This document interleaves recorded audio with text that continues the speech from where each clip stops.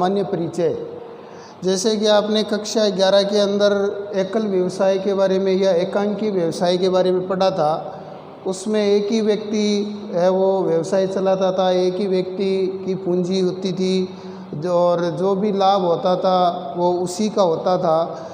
लेकिन एकल व्यवसाय धीरे धीरे बढ़ता है तो आगे फिर दूसरा स्वरूप है वो है साझेदारी।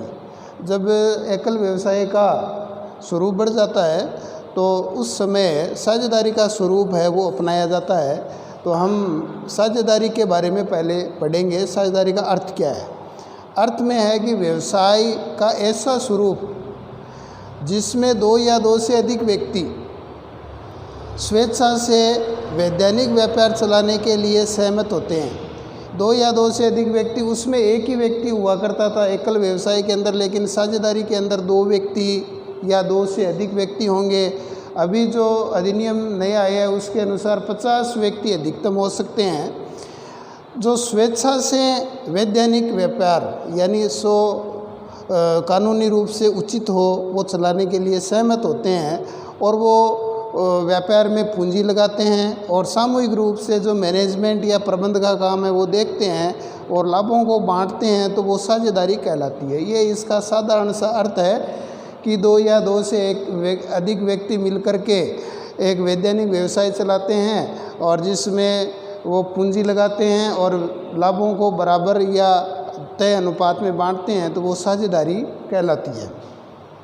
इसके बाद आता है इसका अधिनियम यानी इसका एक्ट या कानून क्या है, तो वो है भारतीय साझेदारी अधिनियम 1932 लागू होता है, जो 1 अक्टूबर को लागू हुआ था। 1 अक्टूबर 1932 को लागू हुआ था। फिर आता है परिभाषा।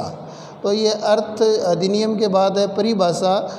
इसकी परिभाषा भारतीय साझेदारी अधिनियम 1932 के अनुसार धारा 4 के अनुसार दी है कि साझेदारी उन व्यक्तियों के मध्य पारस्परिक संबंध है जो किसी ऐसे व्यवसाय के लाभों को बांटने के लिए सहमत हुए हैं जिनका संचालन उन सभी साझेदारों के द्वारा या उनमें से किसी एक के द्वारा किया जाता है, तो वो साझेदारी कहलाती है।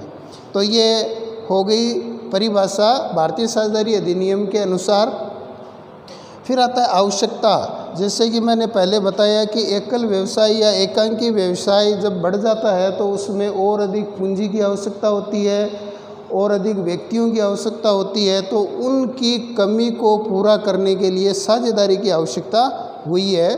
तो एकल या एकांकी व्यवसाय की कमियों को दूर करने के लिए साझेदारी का स्वरूप अपनाया गया।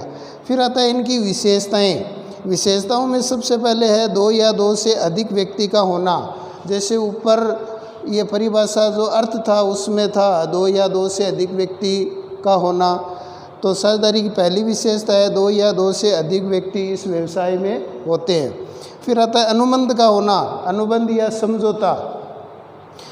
जब दो या दो से अधिक व्यक्ति हो जाते हैं तो उनके बीच में आपस में समझौता होता है। वो समझौता लिखित या आपके मौखिक हो सकता है। फिर है तीसरा लाभों का विभाजन। जो भी लाभ होगा वर्ष के अंत में उसको एक तय अनुपात में वो विभाजन करेंगे। फिर है व्यवसाय का होना। व्यवसाय होना चाहिए, कंटिन्यूटी होनी चाहिए उसमें। ऐसा नहीं है कि कोई एक काम है वो 2 महीने के लिए 4 महीने के लिए किया और वापस अलग अलग हो गए, तो वो व्यवसाय नहीं माना जाएगा। तो व्यवसाय होना चाहिए। फिर है अधिनियम है वो 1932 लागू होता है। ये भारतीय साझेदारी अधिनियम 1932। फिर है असीमित दायित्व है। सभी साझेदारों में एक को छोड़ के सभी का जो दायित्व है वो असीमित होता है। असीमित दायित्व का अर्थ है कि यदि साझेदारी फर्म में मान लीजिए हानि होती है तो उस हानि को पूरा करने के लिए सबसे पहले तो साझेदार अपनी पूंजी काम में लेगा। पूंजी से ज़्यादा यदि उसको हानि हुई है तो वो अपनी निजी संपत्ति को बेच करके उसको पूरा करेगा। तो इस प्रकार से एक को छोड़ के बाकी सभी साझेदारों का दायित्व है वो असीमित होता है। फिर आता है पृथक अस्तित्व नहीं।